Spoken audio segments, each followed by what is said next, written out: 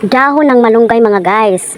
Gagawa tayo ng ulam dahil napaka mahal ng mga bilihin ngayon, lalo na yung mga ulam ay mag-iimbento tayo ng gulay na masarap na dahon ng malunggay. Ito guys, panoorin nyo ang buong video. Dito tayo sa likod ng bahay magluluto kasi mainit sa loob.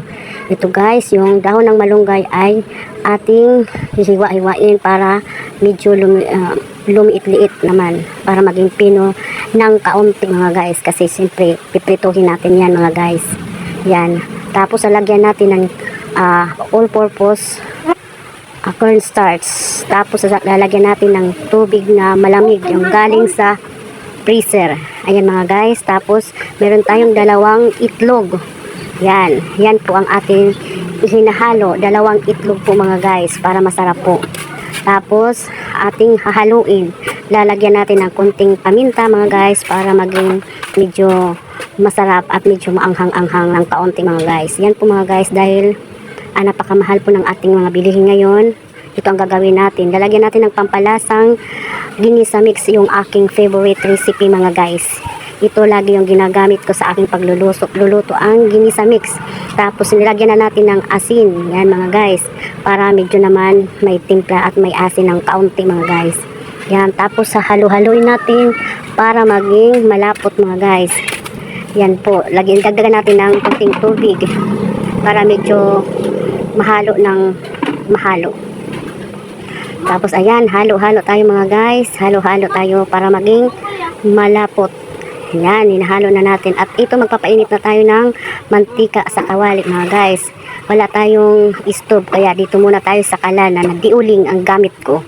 Siyempre wala tayong budget ngayon. Ayan, hinalo na natin.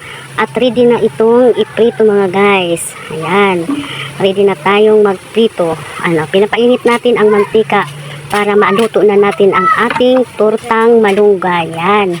Yan mga guys, nilagay na natin ng pakunti-kunti. 2 lagayan lang tayo kasi maliit yung ating mantika. At hindi tayo pwedeng maggamit ng mantika dahil uling lang yung gamit natin.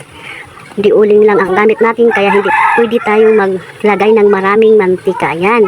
Kapag medyo brown na, ibabaliktad natin yung ating tortang malunggay mga guys. Ayan, brown na mga guys. At parang mukhang masarap na ata ito mga guys.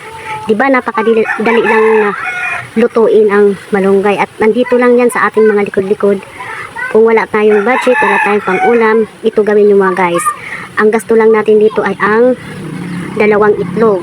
Tapos cornstarch, hindi naman medyo marami ang ginamit natin. Ito mga guys, luto na.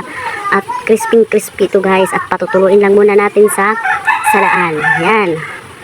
Yan, isa na lang kasi medyo paliit na ang ating mantika mga guys.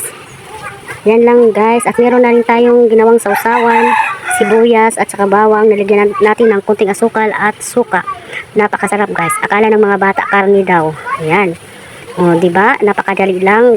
At medyo walang budget tayo, kaya ito ang gawin niyo guys. Napakadali lang. Masarap at